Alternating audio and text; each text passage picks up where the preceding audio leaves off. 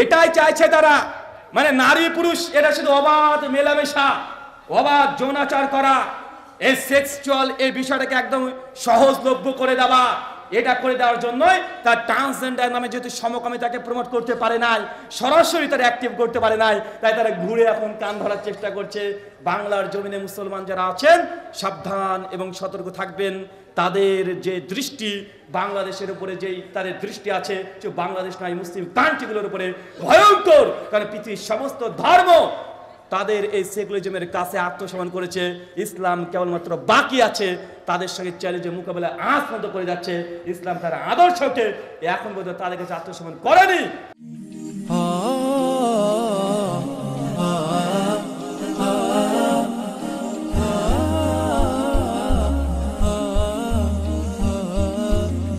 কোনো কিছু কাজ করো না, অতএব তোমার সঙ্গে আমার আর সম্পর্ক রাখাটা সম্ভব নয়। বাড়ি থেকে বিয়ের জন্য প্রেশার ক্রিয়েট করছে, বিয়ে আমাকে দিয়ে দিবে। এখন এই মজনু বিরহের জ্বালাতে আর কোনো কিছু পায় না, ও আল্লাহর দরবার মসজিদে চলে গেছে, গিয়ে আল্লাহর দরবারে গিয়ে নামাজ আদায় করেছে টুপি টুপি দিয়ে।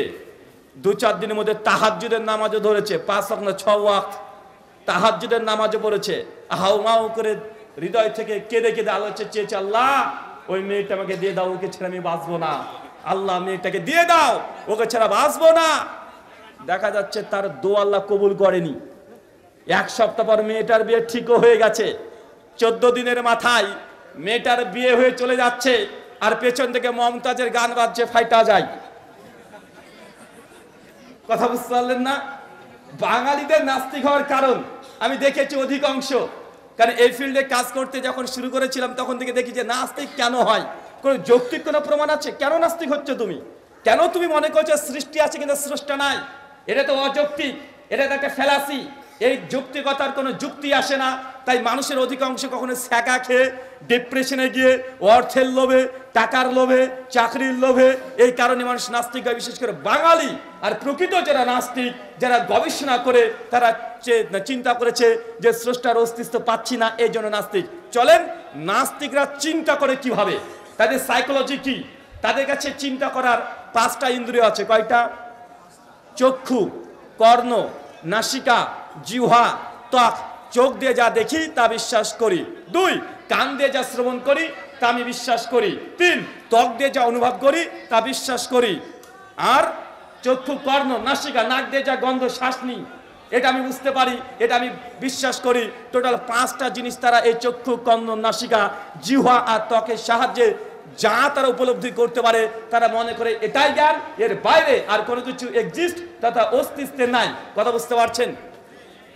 কারা কারা বুঝতে পারছেন একটু হাত তোলেন তো। প্রশ্ন করলাম কারা কারা বুঝতে পারছেন না, তারা হাত তোলেন। কারা হাত তুলেছিলেন? কিছু করব না, বাঙালি তো আমরা, কিছু বলার নাই, দিন শেষে আমরা বাঙালি।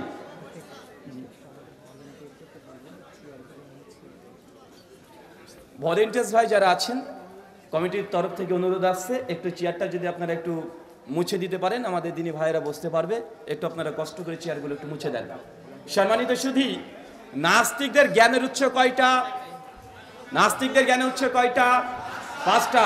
চক্ষু, কর্ণ, নাসিকা, জিহ্বা, ত্বক। তারা এই 5টা ইন্দ্রিয় বহির্ভূত, তারা বিশ্বাস করে আর কোনো কিছু এক্সিস্ট তথা অস্তিত্বে নাই।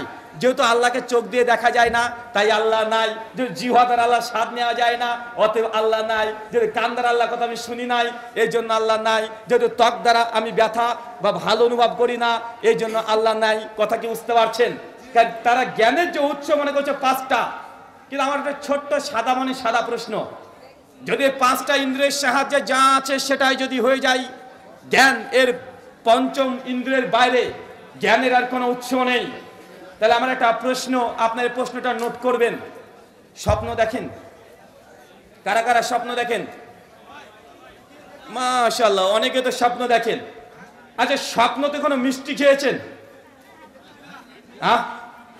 আচ্ছা, কোনো ব্যক্তি যদি স্বপ্নে মিষ্টি খায়, তো স্বপ্নের মিষ্টি খেতে কেমন ঝাল? চাচা, স্বপ্নে মিষ্টি কখনো খান নাই আপনি? মাংস খেয়েছেন না? স্বপ্নে কোনো একটা খাবার খেয়েছেন, খেয়েছেন তো, এখন স্বপ্নে যে মিষ্টিটা খাচ্ছেন ওই মিষ্টিটা কি ঝাল না টক? স্বপ্নে মিষ্টি কি মিষ্টি লাগে কি লাগে না? মিষ্টি লাগে। তো স্বপ্নে আপনি যে মিষ্টিটা খেয়েছেন এটা জিহ্বা দিয়ে খেয়েছেন না জিহ্বা ছাড়া খেয়েছেন? জিহ্বা ছাড়া না? তো জিহ্বা ছাড়াও তার মানে বোঝা যায় যে আমরা স্বাদ অনুভব করতে পারি। জিহ্বা দিয়ে যে ফিলিংস আমরা অনুভব করি, জিহ্বা ছাড়া স্বপ্নের মাধ্যমে আমরা স্বাদ অনুধাবন করতে পারি। নাস্তিকরা বলছে জিহ্বা দ্বারা যা স্বাদ নেওয়া যায় এটাই জ্ঞান, এর বাইরে আর কোনো জ্ঞান নাই। তো স্বপ্নের মধ্যে মানুষ জিহ্বা ছাড়া তো খেতে পারে, খাচ্ছে, স্বাদ অনুভব করছে, তো এটাকে আপনি অবিশ্বাস করতে পারেন স্বপ্নকে? 2, আচ্ছা মানুষ যখন তাকিয়ে থাকে তখন দেখতে পায়, মানুষ চোখ বন্ধ করে দেখতে পায় না? কি বলছেন? মানুষ চোখ বন্ধ করে দেখতে পায় কি পায় না? আরে মানুষ চোখ বন্ধ করে দেখতে পায়, চোখ ছাড়া মানুষ দেখতে পায়। মানুষ যখন ঘুমিয়ে থাকে স্বপ্ন দেখছে, চোখটা এখন খোলা না বন্ধ? চোখ খোলা না বন্ধ? চোখ এখন বন্ধ।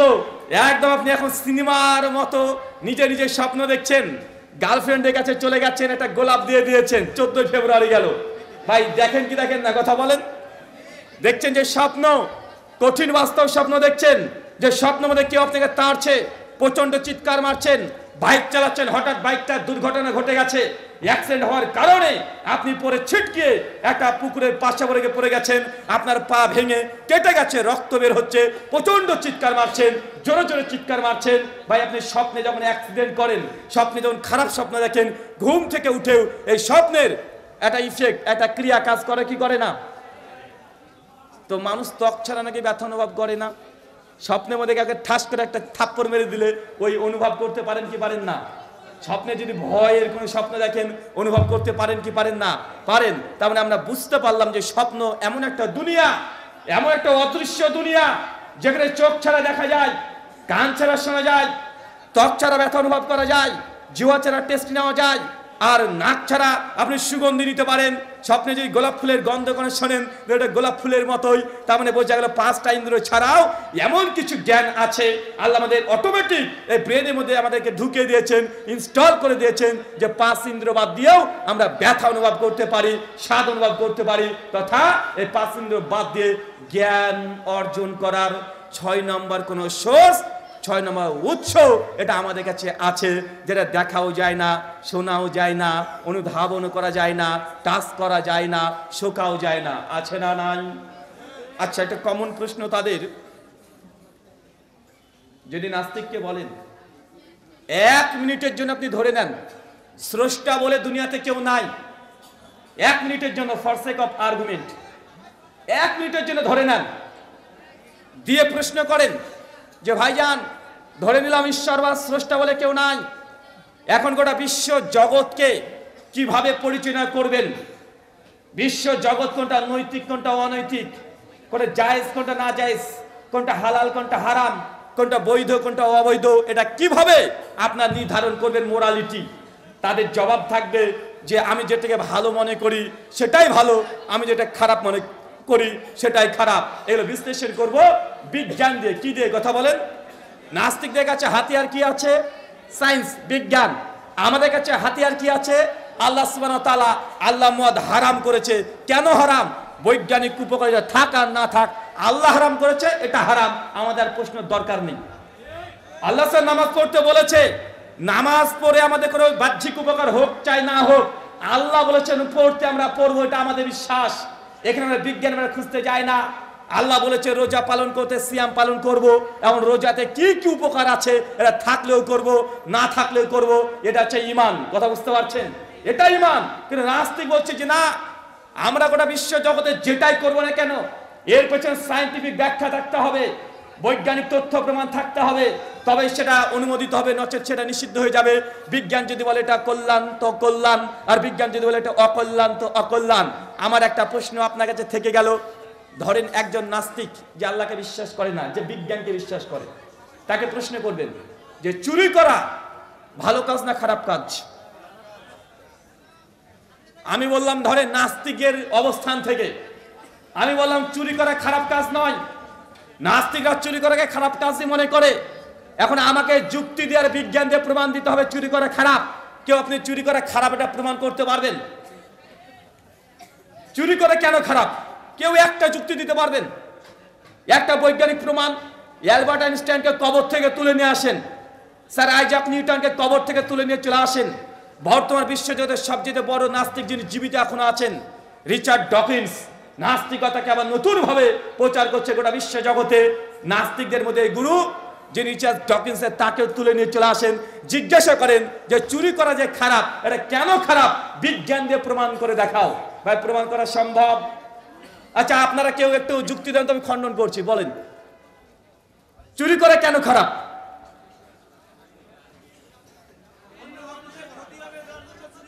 অন্যের ক্ষতি হবে তো আমার কি রে ভাই, আমার তো ভালো হবে।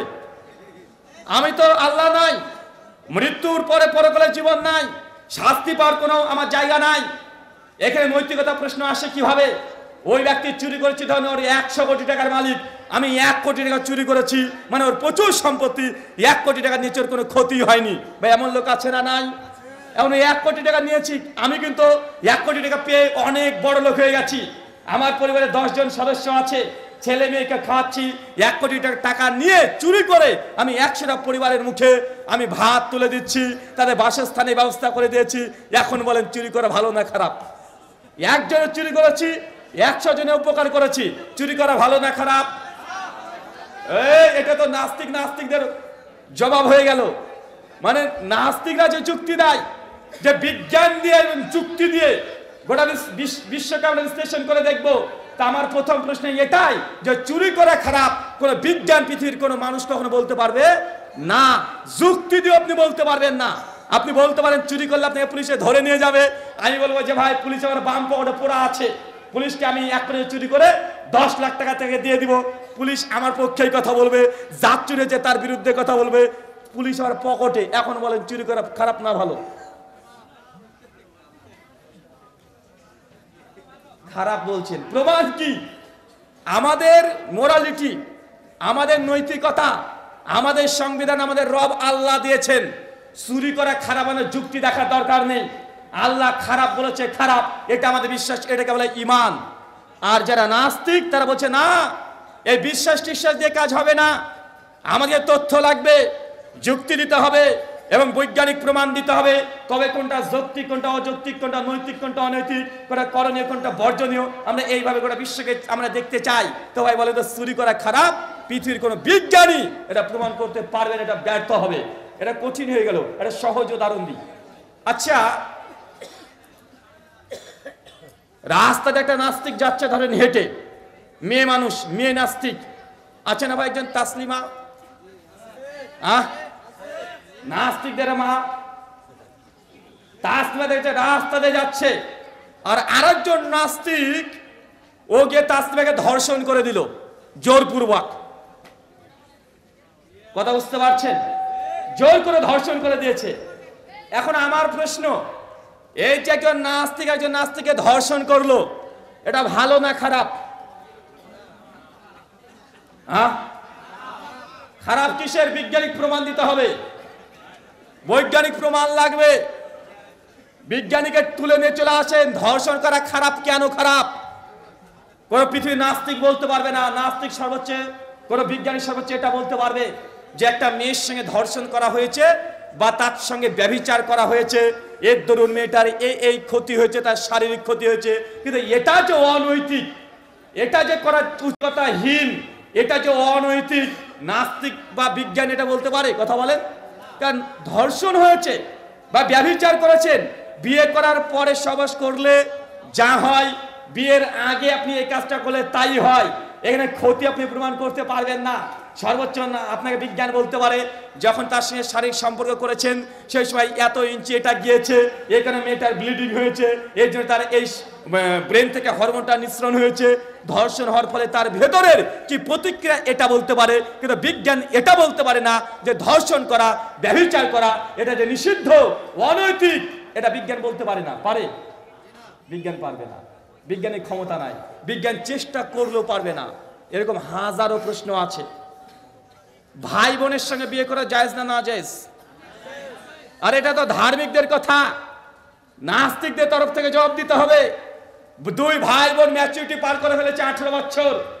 বাংলাদেশের বিখ্যাত নাস্তিক লেখক হুমায়ুন আজাদ তার বইয়ের নাম আমার অবিশ্বাস, পৃষ্ঠা নাম্বার 143-এ লিখছেন, দুইজন প্রাপ্তবয়স্ক ছেলে মেয়ে স্বেচ্ছায় যা ইচ্ছা তাই করতে পারে। মানে দুই ভাই বোন যদি প্রাপ্তবয়স্ক হয়ে যায়, তারা যদি শারীরিক সম্পর্ক করতে চায়, নাস্তিকতা অনুযায়ী এটাও বৈধ। এখন আপনারা বলেন, এটা কি মনুষ্যত্ব না জানোয়ারের প্রবৃত্তি? জানোয়ারের প্রবৃত্তি কেন? কারণ ভাই বোনের সঙ্গে শারীরিক সম্পর্ক করা, এটা বিজ্ঞান দিয়ে খারাপ প্রমাণ করা যায় না। যায় কথা বলেন? সর্বোচ্চ নাস্তিকরা এটা বলতে পারে, যদি ভাই বোনের সঙ্গে বিবাহ হয়ে যায়, ফিজিক্যাল রিলেশন করে, পরবর্তী বাচ্চা যদি দুনিয়াতে আসে, জেনেটিক্স প্রবলেম হবে।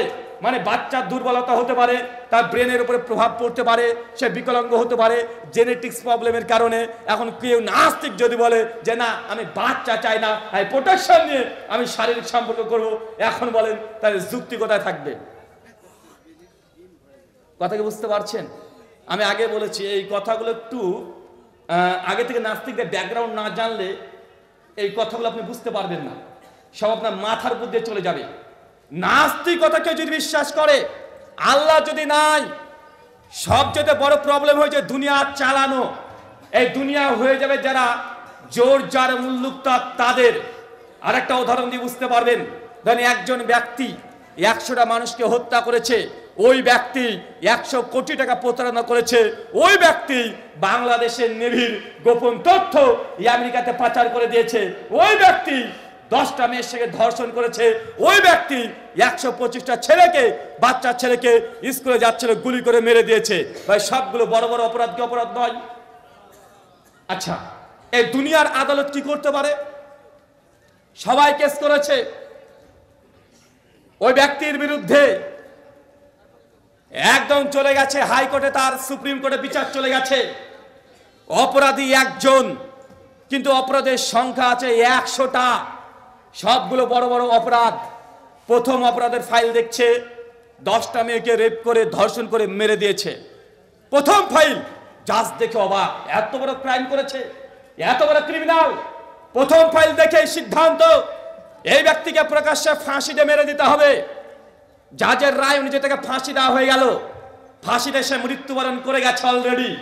এখন আমার প্রশ্ন, মাত্র 10 জন পরিবারের সুষ্ঠু বিচারও হয়েছে, তারা মেনে নিয়েছে, কিন্তু 100 মানুষের যে টাকাকে আত্মসাৎ করেছে, বাংলাদেশের সরকারের গোপন তথ্য যে পাচার করে দিয়েছে, 100 সন্তানকে যে হত্যা করেছে, এত মানুষের যে অন্যায় করেছে, এদের সুষ্ঠু বিচারের দরকার আছে না নাই? এ বিচার কোন আদালত করবে? এই বিচার কে করবে পৃথিবীতে? সেটা এক বিচারের মামলায় সে মৃত্যুবরণ করে গেছে। একটা পরিবার শুধুমাত্র তার ন্যায় পেয়েছে, ইনসাফ পেয়েছে, জাস্টিস পেয়েছে। এখন হাজার হাজার পরিবারের সঙ্গে যে অপরাধ করা হলো, হাজার হাজার পরিবারের সঙ্গে যে এইভাবে প্রতারণা করা হয়েছে, তাদের মেয়েদেরকে ধর্ষণ করা হয়েছে, এই পরিবারের ইনসাফ কোথা থেকে পাবে? পৃথিবীর কোনো আদালত দিতে সম্ভব? কিন্তু ইসলাম পারে কি পারে না? ইসলাম পারে।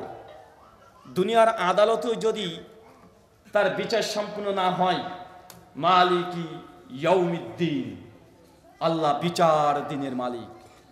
আল্লাহ ওই ব্যক্তিকে যদি চান 1000 বার তার অন্তরে রুহু দিয়ে দেবে, তাকে জাহান্নামের আগুনে দগ্ধ করবে, ব্যথা অনুভব করতে করতে শেষ হয়ে যাবে, আবার তার শরীরে নতুন চামড়া দিয়ে দিবে। যেটা সূরা নিসা 56 নম্বর আয়াত আল্লাহ বলে দিয়েছে যে জাহান্নামীদেরকে আল্লাহ যখন জাহান্নামে প্রবেশ করবে, জাহান্নামের শাস্তি ভোগ করার পরে তার ত্বক যখন একদম জ্বলে ছারখার হয়ে যাবে, আল্লাহ নতুন চামড়া দিয়ে দিবেন যেন সে ব্যথা অনুভব করতে পারে। আল্লাহ যদি চাই ওই ক্রিমিনালকে 1 কোটি বার শাস্তি দিতে পারে কি পারে না? কিন্তু দুনিয়ার আদালত পারবে? দুনিয়ার আদালত দিতে পারবে না। আর দুনিয়ার আদালত যদি দিতে না পারে, তো এই পৃথিবীটা একটা বেইনসাফির জায়গা নয়। এই পৃথিবীতে কোনো ন্যায় পাওয়া যায় না। জোর যার মুল্লুকতা, যা মন চায় মানুষ তাই করবে, জন্তু জানোয়ারের মতো। মানুষের কাছে নৈতিকতা, ভালো মন্দ বলে কোনো কিছু এটার এক্সিস্ট করবে না। কারণ সে জানছে যে আমি অপরাধ করেছি, এতগুলো একবারে আমার সাজা হবে। কিন্তু বাকি মানুষের সাজার দরুন, বাকি মানুষের যে এই ক্রাইম তাদের সঙ্গে করেছে, সে ন্যায় সুষ্ঠু বিচার পাচ্ছে না। তো এই দুনিয়াটা হয়ে যাবে বেঈমান, দুনিয়াটা হয়ে যাবে একটা অপদার্থ জায়গা, যেখানে ন্যায় পাওয়া যায় না। মানুষের যা মন চাই মানুষ তাই করবে। এবং সবচেয়ে বড় প্রশ্ন নাস্তিকদের, সব বুঝলাম যে আল্লাহ আছে। তো আল্লাহকে কে সৃষ্টি করেছে? এটা প্রশ্ন করে না বারবার? আল্লাহকে কে সৃষ্টি করেছে? নাস্তিকদের কাছে সব যা বুঝাবেন শেষে গিয়ে এখানে আটকে যায়।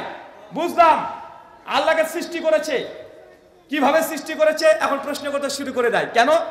কারণ এই প্রশ্নটা তারা এই জন্য করে, আমরা যখন বলি দেখো আমার স্রষ্টা আমার পিতা আছে, আমার পিতাকে একজন স্রষ্টা সৃষ্টি করেছে, এই মোবাইল আছে, মোবাইলে একজন স্রষ্টা আছে, আছে না নাই কথা বলেন? একটা কম্পিউটার, একজন কম্পিউটারকে একজন তৈরি করেছে, ক্রিয়েটর আছে।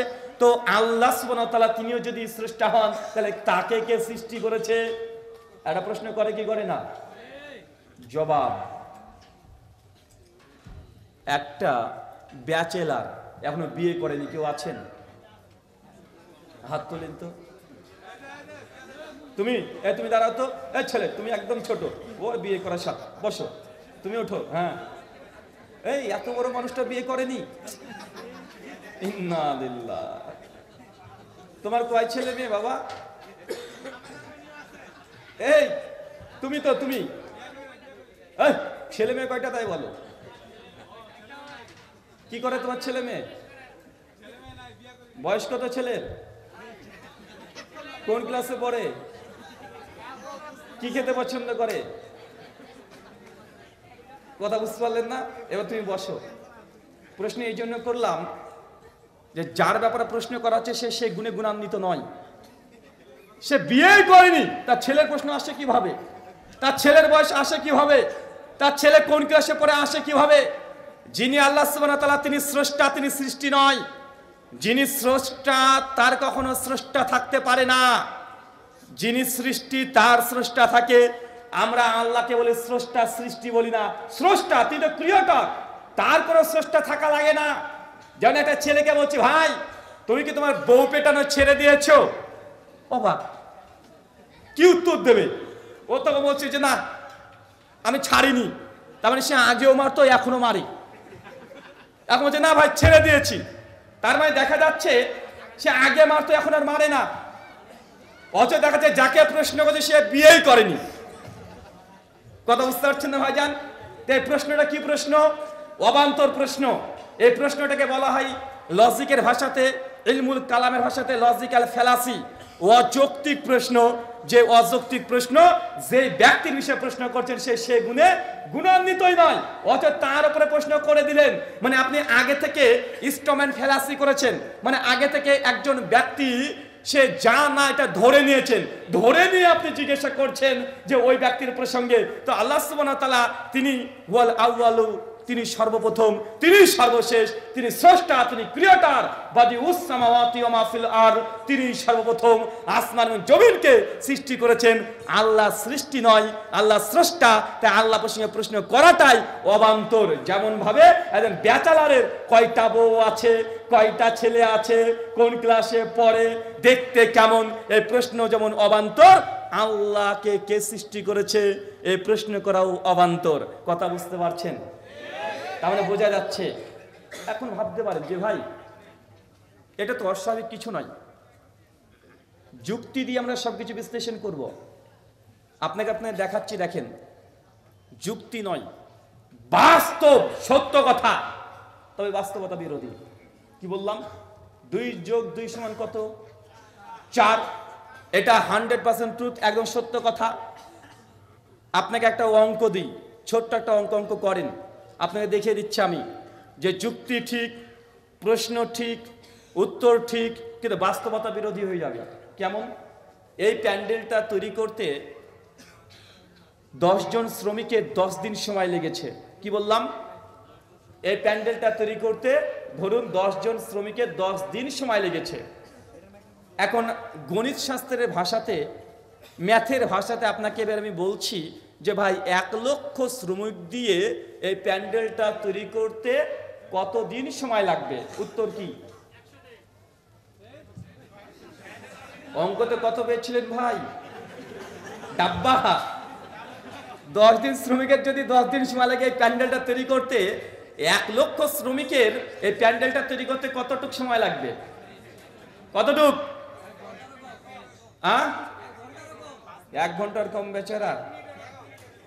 এসএসসি দিয়েছো? আচ্ছা ধরেন 1 কোটি শ্রমিকের এই প্যান্ডেলটা তৈরি করতে কতটুকু সময় লাগবে? 1 সেকেন্ডও না, তাই তো? এখন শোনেন, আমি আপনাকে যেটা বোঝানোর চেষ্টা করলাম যে আমি প্রশ্ন ঠিক করছি যে এই প্যান্ডেলটা 1 কোটি শ্রমিক দিয়ে তৈরি করতে দিলে সময় কত লাগবে?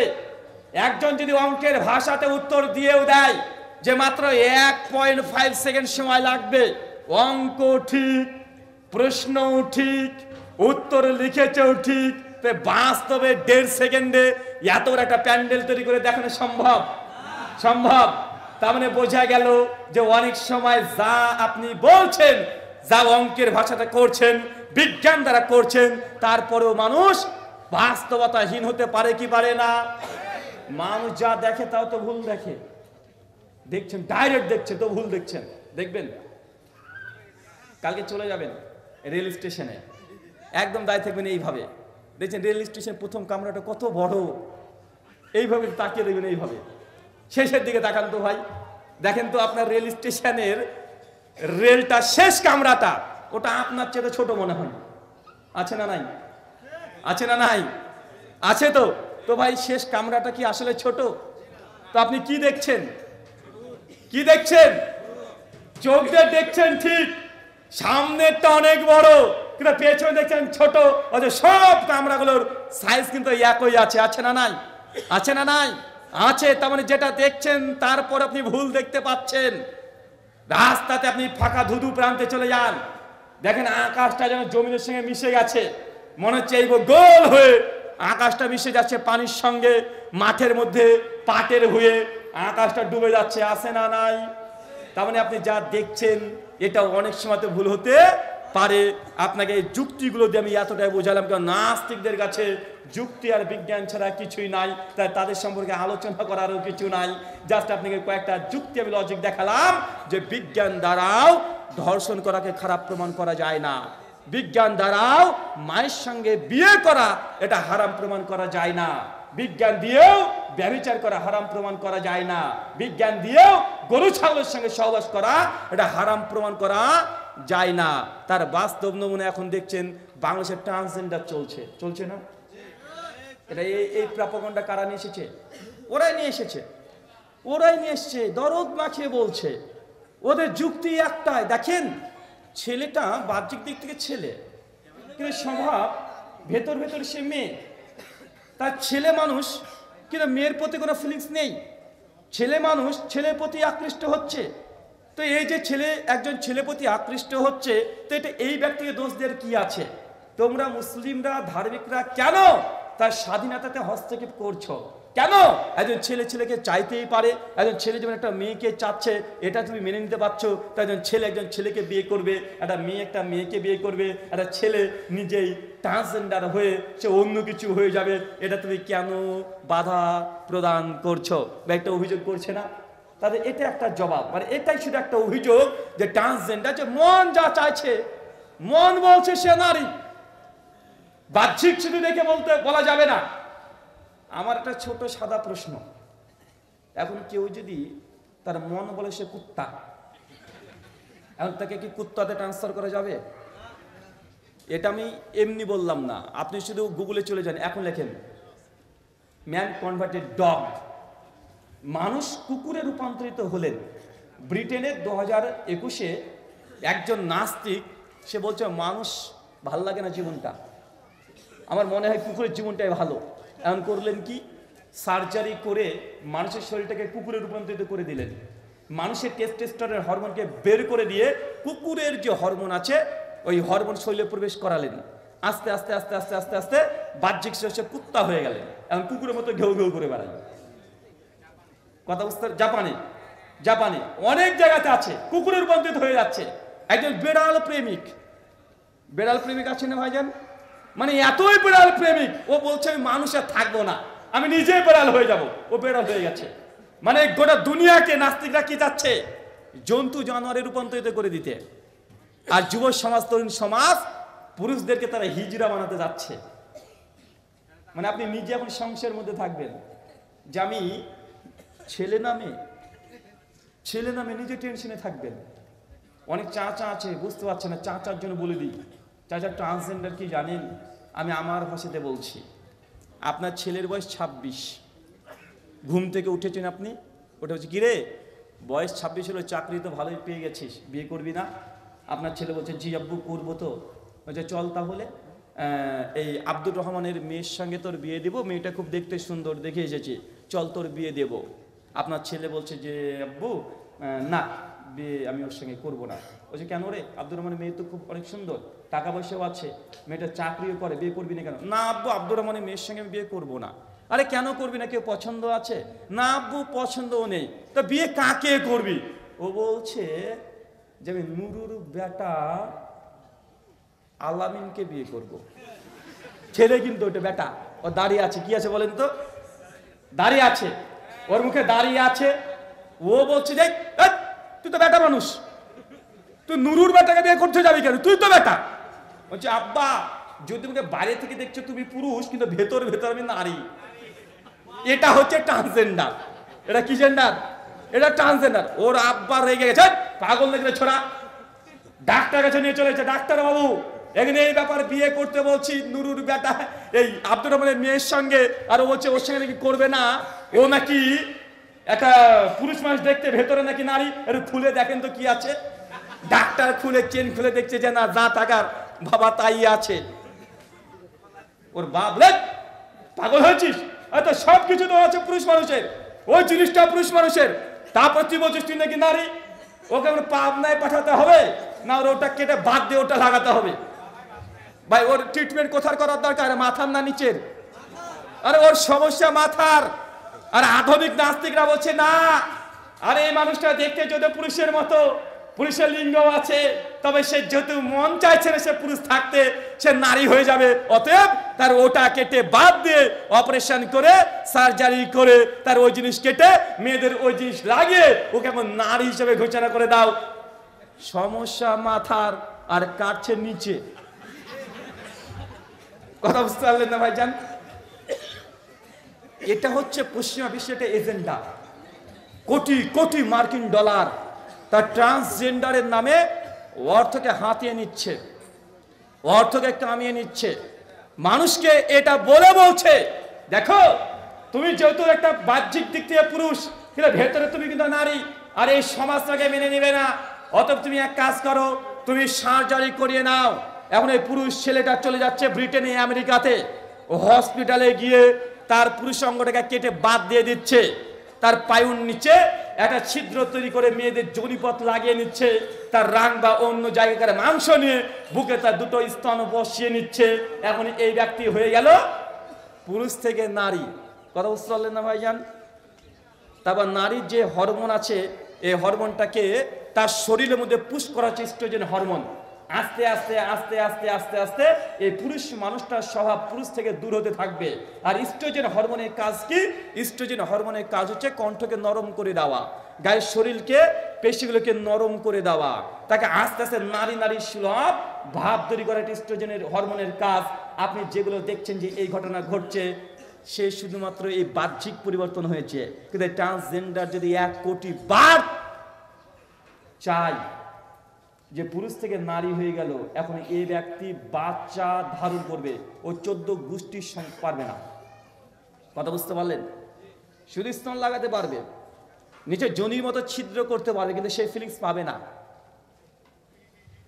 ও যদি 1 কোটি বারও চেষ্টা করে, বিজ্ঞানের 14 গোষ্ঠী যদি চেষ্টা করে যে ছেলে থেকে মেয়ে হয়ে গেল সার্জারি করে, এখন এর গর্ভে সন্তান দেবে, ক্ষমতা নাই, পারবে না। আল্লাহ সৃষ্টিকে পরিবর্তন করা সম্ভব? বাহ্যিক থেকে শুধু সুরাত পরিবর্তন করেছে, ভেতরে মাল যা তাই আছে। এটার ফলে কি হচ্ছে জানেন? 2021-এ সম্ভবত কানাডার নিউজ, একজন আসামি রেপ করে জেলে গিয়েছে, 10 বছর তার সাজা হয়েছে, জেলখানাতে আছে, 5-7 বছর জেল অলরেডি খেটেছে। খাটার পরে যখন কানাডাতে ট্রান্সজেন্ডার আইন পাশ হয়ে যায়, সেই সময়তে ওই জেলে আসামি দাবি করলো হঠাৎ করে যে আমি যদিও পুরুষ কিন্তু নিজেকে মেয়ে মনে করছি, আমি মেয়ে, আমি মেয়ে। কেউ চিৎকার মারতে শুরু করে দিল। জেল থেকে একটা লেটার তাদের রাষ্ট্রের কাছে যে আমি অমুক অমুক জেলে আছি, আমি ভেতর থেকে নিজেকে মেয়ে ফিল করছি, অতএব আমাকে পুরুষ থেকে নারী এটা হিসেবে আমাকে অধিকার দেওয়া হোক। রাষ্ট্র বাধ্য তাকে নারী হিসেবে ঘোষণা করে দিয়েছে। যখনই নারী ঘোষণা করে দিয়েছে, এক সপ্তাহ পর আর একটা অভিযোগ করেছে, যেহেতু আমি নারী তাই পুরুষদের জেলে থাকবো না এবং নারীদের জেলে আমাকে পাঠাও। কথা বুঝতে পারলেন না ভাইজান? কথা এটা হাস্যকরের বাস্তব। আপনি ট্রান্সজেন্ডার, আমার একটা বইও আছে, এবছরে লিখেছি অভিশপ্ত ট্রান্সজেন্ডার কারণ শাস্তি প্রতিকার। প্রত্যেকটা তথ্য রেফারেন্স সবগুলো দেওয়া আছে যে পৃথিবীর কোন কোন জায়গাতে একদম বাদরামি করেছে। সমাধান কি? সংসার সরকার বাধ্য হয়ে গেল ওই পুরুষ বেশধারী নারীকে মেয়েদের ছেলে পাঠাতে, জেলে চলে গেছে। একটা মাসে জেলের মধ্যে যতগুলো মেয়ে আছে অধিকাংশ মেয়ের সঙ্গে ব্যভিচার করেছে, আর যার সঙ্গে ব্যভিচার করতে পারেনি তাকে ধর্ষণ করেছে, রেপ করেছে। মেয়েদের ছেলে সবার সঙ্গে রেপ করছে। আরে আছে তো সবাই মেয়ে, কিন্তু এই মাল যেটা গিয়েছে দাবি করছে সে মেয়ে, কিন্তু আসলে তো পুরুষ। কথা বুঝতে পারছেন? জেলার সঙ্গে সঙ্গে যখন অভিযোগ চলে আসে বারবার যে রেপ করা হচ্ছে মেয়েদেরকে, কানাডার সরকার অবাক হয়ে যায়, সঙ্গে সঙ্গে ব্যাটাকে দৌড়তে দৌড়তে তাড়িয়ে নিয়ে আবার পুলিশের জেলখানে ঢুকে দিয়েছে। এটা বাস্তব। 2 বছর আগে 2020 সালে লকডাউনের সময়, তার আগের বছর 2019-এ অলিম্পিক খেলার সময়, অলিম্পিক বোঝেন না ভাইজান? অলিম্পিক মেয়েদের রেস, মেয়েদের কম্পিটিশন, মেয়েদের কম্পিটিশনের জন্য দৌড় প্রতিযোগিতা, ওইখানে কিছু ট্রান্সজেন্ডার ঢুকে পড়ছে। কি ঢুকে পড়ছে? ট্রান্সজেন্ডার ঢুকে পড়েছে। মানে সে পুরুষ মানুষ কিন্তু সে ট্রান্সফার করা হয়ে গেছে মেয়ে। কি হয়েছে? মেয়ে হয়ে গেছে। পুরুষ মানুষ ট্রান্সফার করা হয়ে গেছে মেয়ে, কিন্তু ভেতরে কিন্তু ওইসব জিনিসই পুরো আছে। কথা বুঝতে পারলেন ভাইজান? এখন মেয়েদের অলিম্পিক রেসে এই ট্রান্সজেন্ডার পুরুষটা চলে গেছে, কয়েকজন চলে গেছে। এখন বলেন তো, মেয়েদের সঙ্গে ট্রান্সজেন্ডার নারী এখন যদি রেস করে, তো এখন এই মেয়েটার সঙ্গে কেউ পারবে? কারণ সে দেখতে বাহ্যিক দিক থেকে যদিও মেয়ে, কিন্তু ভেতরে কি আছে? ভেতরে কি আছে? আরে পুরুষ আছে। দেখা গেল যতগুলো অলিম্পিকে কাপ পাওয়ার কথা একটাও মেয়ে মানুষ পায় নাই, সব ট্রান্সজেন্ডার নারীগুলো পেয়ে গেছে, যারা পুরুষ থেকে নারী হয়েছে। এখন অলিম্পিকের মেয়েরা আন্দোলন করতে শুরু করে দিয়েছে যে ট্রান্সজেন্ডারকে আর সে খেলা নেব না, কারণ ভেতরে তাদের একদম টেস্টোস্টেরন হরমোন তৈরি হয়েছে, তৈরি হচ্ছে পুরুষের যে হরমোন তৈরি হয়। আর টেস্টোস্টেরন হরমোনের কাজ কি? শক্তি বেশি করা। নারীর শক্তি অটোমেটিক বেশি হবে, এটা হরমোনের কারণে। স্মৃতিশক্তি তার প্রখর হবে, চিন্তা করতে বেশি পারবে, যে কোনো ঝুঁকি নিতে পারবে, এটা এই হরমোনের কারণে হয়। এখন আপনাকে একটা ছোট্ট গল্প দিয়ে আলোচনা শেষ করব। শেখ ওস্তাদে মাহাতারাম তিনি চলে এসেছেন। গল্প বলি একটা, আমরা তো গল্প বলি না, একটা আমার কল্পনার গল্প, ট্রান্সজেন্ডারকে সামনে রেখে এটা অঙ্কন করেছি। আমেরিকাতে একটা ধরুন বেড়াল প্রতিযোগিতা হবে। কি প্রতিযোগিতা? বেড়াল। সব দেশ থেকে মোটামুটি বেড়াল নিয়ে চলে গেছে আমেরিকাতে। ব্রিটেন গিয়েছে, চায়না গিয়েছে, জাপান গিয়েছে, ইংল্যান্ড গিয়েছে, আর আপনাদের সোনার বাংলাদেশ থেকে একজনও গিয়েছে, লুঙ্গি পরে, সেন্ডু গেঞ্জি পরে, একটা বেড়াল নিয়ে, খিটখিটে বেড়াল, গায়ে গোস নাই, মাজায় বল নাই, চেন দিয়ে বেঁধে নিয়ে চলে গেছে আমেরিকাতে। কি প্রতিযোগিতা? বেড়াল লড়াই। কে দেখছে রে বাবা, আমেরিকার বেড়াল বাঘের সমান একদম, কি গর্জন আর যা শক্তি। ব্রিটেনের বেড়াল দেখছে ওদের বিশাল বিশাল বেড়াল, আর বাংলাদেশের বেড়াল মাজাতে মাংস নাই, একদমই সাইজ। মানুষ তখন বলছে, কিরে বাপ, এটা কি নিয়ে এসেছিস বাংলাদেশিকে? তোদের খেলাকে খেল, আমি আছি শেষে।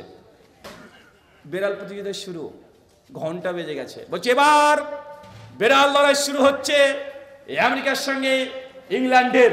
আমেরিকার বেড়াল দাঁড়িয়ে আছে, ইংল্যান্ডের বেড়াল ছেড়ে দিয়েছে গ্যালারির মধ্যে, আর আমেরিকার বেড়াল ঝাঁপিয়ে গিয়ে ইংল্যান্ডের বেড়ালকে ধরে ক্যাচব্যাচকে চাবিয়ে দিয়ে কয়েক মিনিটে রক্তাক্ত করে ইংল্যান্ডের বেড়াল ভেঙে দৌড় নাই। চীনের বেড়াল ঢুকেছে, আমেরিকা বেড়াল সঙ্গে পারে না, চীনের বেড়ালও পালিয়ে গেছে। জাপান গিয়েছে, 2-4 মিনিটে আমেরিকা বেড়াল সঙ্গে কেউ পারে না, সব বেড়াল ভয়ে পালিয়ে যায় আমেরিকা বেড়ালকে দেখেই। সর্বশেষ বলছে এবার সে হচ্ছে বাংলাদেশ। মানুষ দেখছে বাংলাদেশের লোকটা লুঙ্গি পরে সেনগুঞ্জি পরে বেড়ালকে নিচে হচ্ছে চেন দিয়ে বেঁধে। একজন বলছে কিরে ভাই কি নিয়ে এসেছিস সেটা? বলছে তুই দেখতে থাক, তুই শেষ পর্যন্ত অপেক্ষা কর। বলছে ভাই গরিব দেশ থেকে এসেছিস, এই বেড়ালটাকে অন্তত শেষ করিস না, তোর বেড়ালের প্রতি দরদ নাই, তুই বেড়ালটা নিয়ে চলে যা। দেখছিস না আমেরিকার এত বড় বেড়ালের সঙ্গে কেউ পারে না, আর তোর মাথাতে মাংস নাই, গায়ে গোস নাই, এমন একটা বেড়াল নিয়ে প্রতিযোগিতা চলে এসেছিস, হয়তো তুই দেখতে থাক, পিকচার হবে বাকি। যখন বাংলাদেশের নাম ঘোষণা হয়েছে, বাংলাদেশের ব্যক্তিরা সঙ্গে বেড়ালকে নিয়ে গ্যালারিতে ঢুকিয়ে দিয়েছে। আর ওই দিকে আছে পুনাতে আমেরিকার বেড়াল, চেনটাকে গলা থেকে খুলে দিয়েছে, আর 5 পরে রয়েছে 1 লাথি। কথা বুঝতে না? আর বেড়াল গিয়ে ছুটে গিয়ে আমেরিকার বেড়ালকে আসতে জানি লাভ মেরে বাঘের মতন ধরে আমেরিকার বেড়ালের মুখকে ধরে খ্যাচবাস করে চাবিয়ে উল্টে ফেলে দিয়ে 1 মিনিটে অর্ধেক মাংস খেয়ে নিয়েছে। মানুষ অবাক, কি দেখলাম এটা? আমেরিকার মোটা তাজা বেড়াল কেউ পারে না, আর বাংলাদেশের এই বেড়াল খিটখিটে একটা চিকনা বেড়াল এই 1 সেকেন্ডের মধ্যে আমেরিকার বেড়ালকে মেরে তো ফেলেছে, অর্ধেক মাংস খেয়ে নিয়েছে। মিডিয়া সব চলে এসেছে, ভাইজান আপনার বেড়ালকে কি খাওয়ান? এত শক্তি, গায়ে মাংস নাই। ওদের প্রশ্নই একটাই, এত শক্তি, এত রাগ আপনার বেড়ালের, গায়ে মাংস নাই। বাংলাদেশি বুদ্ধি বেশি। যে দাঁড়া আগে প্রাইজটা নিতে দে, প্রাইজটা নেওয়ার পরে বলছি। ঠিক প্রাইজ যখন পেয়ে গেছে, মিডিয়া আবার হচ্ছে, ভাই বেড়ালকে কি খাওয়ান একটু রহস্য বলে যান, গায়ে মাংস নাই, এত রাগ এত শক্তি কি খাওয়ান? বাংলাদেশি বলছে প্রাইজ যখন পেয়ে গেছি আর কোনো রিস্ক নাই। বলছে ভাইজান এদিকে আসেন, বলেন যে যেটা এতক্ষণ বেড়াল দেখেন এটা বেড়াল নয়, এটা হচ্ছে বাঘ। এটাকে আমি না খেতে দিয়ে না খেতে দিয়ে না খেতে দিয়ে ওকে সুখ না করে বিড়াল বানিয়ে নিয়ে চলে এসেছি। ওদের দেখতে বেড়াল বাঘের মতন একটা, না খেয়ে না খেয়ে শুকনা হয়ে গেছে, ওদের না খেতে দিয়ে না খেতে দিয়ে বেড়াল নয় বাঘকে বেড়াল বানিয়ে নিয়ে এসেছি। তাই তোমার যত মোটা তাজা তোমার বেড়াল হোক না কেন, আমার বাঘের সঙ্গে কেউ পারে নাকি? তো ট্রান্সজেন্ডার হচ্ছে এইটা, ও যতই নিজেকে নারী দাবি করুক ভেতর থেকে তো পুরুষ। কথা বুঝতে পারলেন না? ওকে যদি জেলখানায় ঢুকিয়ে দেন, পুরুষ মানুষ ধর্ষণ করে দেবে। ট্রান্সজেন্ডার পুরুষকে যদি আপনি রেসে দাঁড় করিয়ে দেন, মেয়েরা জিন্দগিতে তাদের অধিকার আর পাবে না। মেয়েদের যে রান প্রতিযোগিতা, রেস প্রতিযোগিতা, ট্রান্সজেন্ডার পুরুষরা নারী সেজে প্রত্যেকটা প্রাইজ নিয়ে চলে আসছে। যত রকমের হসপিটাল আছে মেয়েদের মাতৃ সদন বলেন, ওইখানে গিয়ে একদম পুরুষ মানুষ গিয়ে সেবা নিতে শুরু করে দিবে। মেয়েদের সিক্রেট যতগুলো জায়গা আছে, স্টেশনে চলে যাবেন, বিমানবন্দরে চলে যাবেন, এখন একটা আছে নারী টয়লেট, একটা পুরুষ টয়লেট। একজন দাঁড়িয়ে আলাদা হচ্ছে, হঠাৎ করে হাঁটতে মেয়েদের টয়লেট ঢুকছে, কি আবার ওখানে কেন? এই দাদা বাদিকে, ছেলেদের বাদিকে। যদি আমি দেখতে পুরুষ ভেতর থেকে নারী, এটা আইকান, আমি এটাতে ঢুকবো। আপনি কি করবেন বলেন? এটাই চাইছে তারা, মানে নারী পুরুষ এটা শুধু অবাধ মেলামেশা, অবাধ যৌনাচার করা, এই সেক্সুয়াল এই বিষয়টাকে একদম সহজলভ্য করে দেওয়া। এটা করে দেওয়ার জন্যই তার ট্রান্সজেন্ডার নামে যেহেতু সমকামিতাকে প্রমোট করতে পারে নাই, সরাসরি তারা অ্যাক্টিভ করতে পারে নাই, তাই তারা ঘুরে এখন কান ধরার চেষ্টা করছে। বাংলার জমিনে মুসলমান যারা আছেন সাবধান এবং সতর্ক থাকবেন। তাদের যে দৃষ্টি বাংলাদেশের উপরে, যেই তাদের দৃষ্টি আছে যে বাংলাদেশ নয় মুসলিম কান্ট্রিগুলোর উপরে ভয়ঙ্কর, কারণ পৃথিবীর সমস্ত ধর্ম তাদের এই সেকুলারিজমের কাছে আত্মসমর্পণ করেছে। ইসলাম কেবলমাত্র বাকি আছে, তাদের সঙ্গে চ্যালেঞ্জে মোকাবেলা আজ পর্যন্ত করে যাচ্ছে। ইসলাম তার আদর্শকে এখন পর্যন্ত তাদের কাছে আত্মসমর্পণ করেনি। তাই মুসলিমদের দেশগুলোকে ইসলামী আদর্শকে বের করে দেওয়ার জন্য চতুর্মুখী তারা কৌশল করছে। আল্লাহ সুবহানাহু ওয়া তাআলা মুসলিম উম্মাহকে কথা বোঝার তৌফিক দান করো, আমিন। আল্লাহ যাবতীয় ফিতনা যা আছে এই ফিতনা থেকে আমাদের প্রত্যেককে তুমি হেফাজত করো, সকলে পড়ি আমিন। ওয়া মা আলাইনা ইল্লাল বালাগ। আসসালামু আলাইকুম ওয়া রাহমাতুল্লাহি ওয়া বারাকাতুহু।